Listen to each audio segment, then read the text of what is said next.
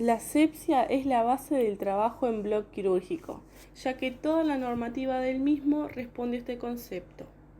O sea que sería la ausencia total de microorganismos o al conjunto de métodos aplicados para la conservación de la esterilidad. En cuanto a la antisepsia, es el procedimiento por el cual se logra la disminución de la carga microbiana sobre superficies animadas, ya sea la piel, mucosas u otros tejidos de los pacientes. No implica la destrucción de todas las formas de vida, pero por su baja toxicidad, este proceso es el primer paso que se efectúa sobre la piel de los pacientes previo a cualquier procedimiento invasivo o quirúrgico, ya que es fundamental la correcta higiene del paciente previo a cualquier procedimiento. El uso de antisépticos, que son sustancias químicas, tiene como objetivo disminuir la probabilidad de infecciones mediante la disminución de la carga microbiana, la inhibición del crecimiento de los organismos o bien la eliminación de los mismos. Hay varios tipos de antisépticos. Uno de ellos es la clorhexidina, que tiene dos presentaciones. La clorhexidina jabonosa al 2% o al 4%, que sirve para el lavado quirúrgico de manos del equipo y para lavar la zona a operar en el preoperatorio. Luego está la clorhexidina alcohólica al 0,5%, que se aplica en la piel de pacientes como paso número 1. La iodopovidona es otro tipo de antiséptico, que es un compuesto que está a base de yodo y que se utiliza como antiséptico de piel y mucosas, siempre y cuando el paciente no sea alérgico al yodo. Luego está el alcohol al 70%, que es un antiséptico que puede ser utilizado únicamente sobre la piel del paciente y no sobre las mucosas, ya que es irritante. En cuanto a el alcohol yodado, es una dilución de alcohol al 70% en yodo activo. También, como el anterior, se puede utilizar solamente como antiséptico de piel y no sobre mucosas. El agua oxigenada suele utilizarse sobre la piel de los pacientes en caso de cirugías muy sangrantes, para la curación quirúrgica o en caso de lesiones con infecciones avanzadas. Y por último, el cloruro de benzalconio, que no es de mucha aplicación en la actualidad y no se utiliza sobre el campo operatorio. Sus aplicaciones son en artículos críticos y en desinfección ambiental doméstica. Bueno, en cuanto a la desinfección, se puede decir que son procedimientos que logran la disminución de los microorganismos y la destrucción de las formas vegetativas en superficies inanimadas. La misma se logra mediante la inmersión de los objetos a desinfectar en el líquido desinfectante o la aplicación de este sobre la superficie. Es un término relativo, ya que dependiendo del desinfectante que se utilice, va a ser el nivel de desinfección que se va a lograr, pudiendo ir desde una esterilización química a una mínima reducción del número de microorganismos contaminantes. Hay también varios tipos de desinfectantes. Los desinfectantes de alto nivel son utilizados en instrumental quirúrgico que no puede esterilizarse, es decir, los termosensibles. Los mismos son sumergidos en cubas, que son recipientes estériles, que contienen desinfectantes. Uno de ellos es el glutaraldehído al 2%, que consiste en un líquido que viene con un activador en polvo, que al mezclarlo con el líquido se logra obtener el desinfectante. Dicho desinfectante debe ser colocado en una cuba estéril y puede ser utilizado por 14 días, que corresponde al tiempo de vida útil del mismo. Si en su contenido tiene surfactante, puede durar hasta 28 días, pero resulta mucho más corrosivo. Para lograr la desinfección de los materiales, los mismos deben estar completamente sumergidos en el desinfectante durante un lapso mínimo de entre 20 a 30 minutos. Puede lograr una esterilización química si se sumergen los materiales durante 10 horas. En segundo lugar, está el ortoftaldehído al 0,55%. También debe ser colocado en una cuba estéril, pero no requiere de ningún activador. Tiene una vida útil de 14 días y logra la desinfección en 10 minutos. Resulta menos tóxico para el operador que el glutaraldehído al 2%. Por último, el ácido peracético es un compuesto que se presenta en polvo y se disuelve en aproximadamente 10 litros de agua corriente potable. El instrumental también debe estar completamente sumergido para lograr la desinfección, lo cual demora entre 20 y 30 minutos. Debe enjuagarse con agua estéril al final. Una vez preparado y colocado en una cuba estéril, se tiene una vida útil de solo 24 horas y luego de eso debe ser descartado. Se utiliza generalmente en materiales endoscópicos o laparoscópicos para lograr una esterilización química y al sumergir el material durante unos 30 minutos. Algunas consideraciones para tener en cuenta con los desinfectantes de alto nivel, por ejemplo, son que luego de sumergidos, los materiales deben ser debidamente enjuagados con agua bidestilada estéril. Se deben utilizar 10 litros mínimo en otra cuba estéril para enjuagar el material. En caso de que el agua no sea suficiente para enjuagar bajo inmersión, se puede enjuagar con la ayuda del circulante mediante chorros de esta directamente sobre el instrumental. No es muy recomendable para los materiales canulados o los laparoscópicos o con luz. El cambio de instrumental de la cuba con desinfectante a la cuba con agua bidestilada estéril lo realiza el instrumentista una vez que ya está vestido con ropa estéril. Luego de enjuagarlo, debe secarlo con compresas estériles y luego de sacar el instrumental de desinfectante, debe cambiarse los guantes estériles. El agua solo puede ser utilizada para enjuagar una o dos veces dependiendo de la cantidad de instrumental que se enjuagó. Posteriormente, deberá ser cambiada. Todos los desinfectantes de alto nivel deben ser utilizados manipulados por el operador, utilizando lentes protectores, guantes y tapabocas, ya que pueden resultar irritantes para las vías respiratorias, piel y mucosas. Cuando la utilización de los desinfectantes es mediante tiempos prolongados en inmersión, hablamos de la esterilización química.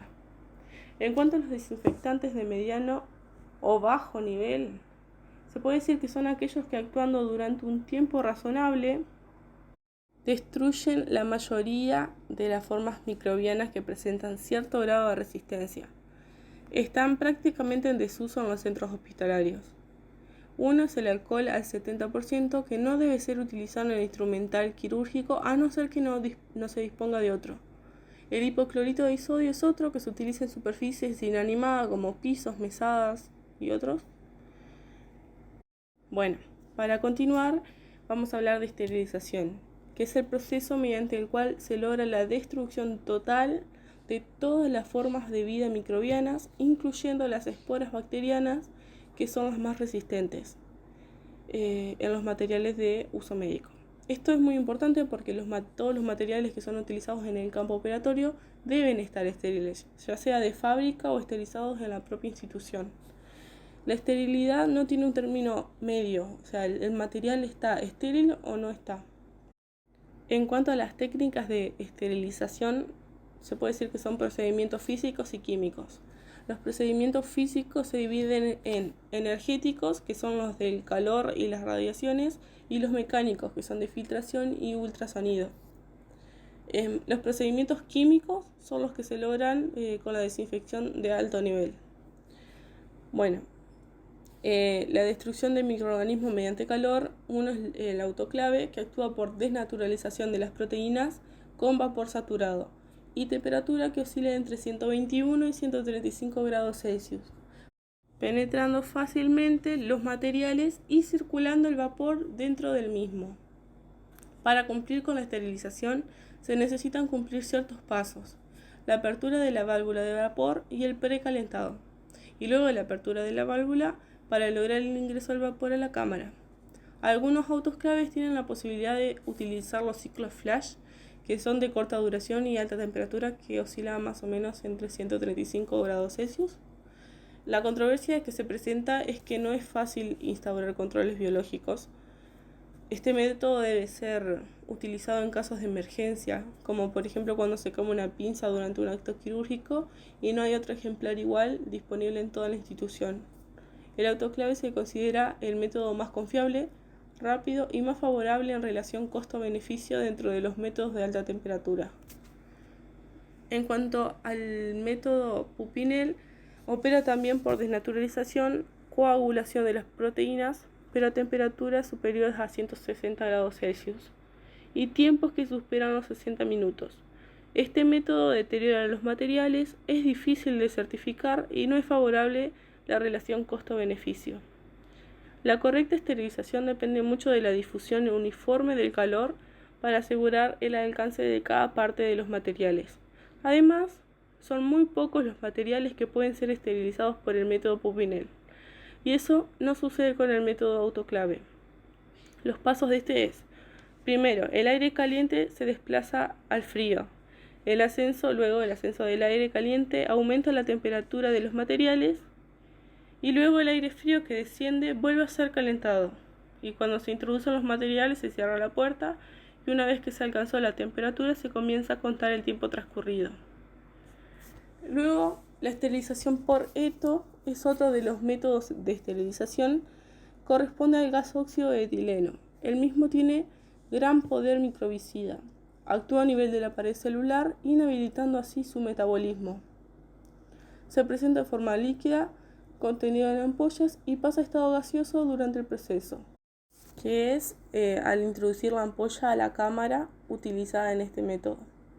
Luego, los productos esterilizados mediante el método deberán someterse a periodos de aireación para garantizar que los mismos queden libres de toxicidad. Este método representa un riesgo potencial para el operador y el paciente. Es irritante para la piel, las mucosas y el aparato respiratorio, y también es potencialmente cancerígeno. Para esterilizar por gasóxido de etileno se necesita un equipo especial con cámaras de vacío para facilitar la entrada y la salida del gas. Además, posee un sistema de seguridad para que no sea abierto mientras el gas se encuentra en la cámara de esterilización.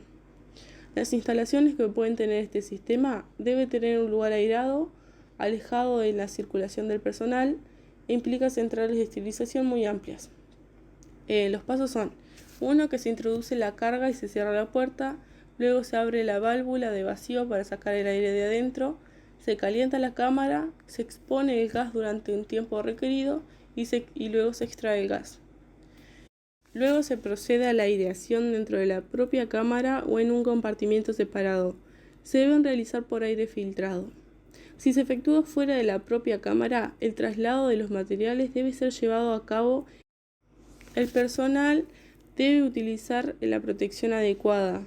La cámara de aireación debe estar a una temperatura aproximada a 50 o 60 grados Celsius, es decir, que a mayor temperatura, menor tiempo de aireación. El vapor de formaldehído requiere un equipo especial que trabaja a 60 grados Celsius. Es altamente tóxico y cancerígeno. El formaldehído se presenta en forma líquida y se volatiliza dentro de la cámara, requiriendo el previo vaciado o salida del aire de la misma, el calentamiento y la inyección del vapor del formaldehído. Luego, transcurrido el tiempo necesario, se deberá extraer el mismo. El plasma de peróxido de hidrógeno es la concentración de peróxido de hidrógeno es al 58%, se transforma en plasma por radiofrecuencia por medio de un campo electromagnético generado en el aparato. El aparato esterilizador posee todos los indicadores físicos.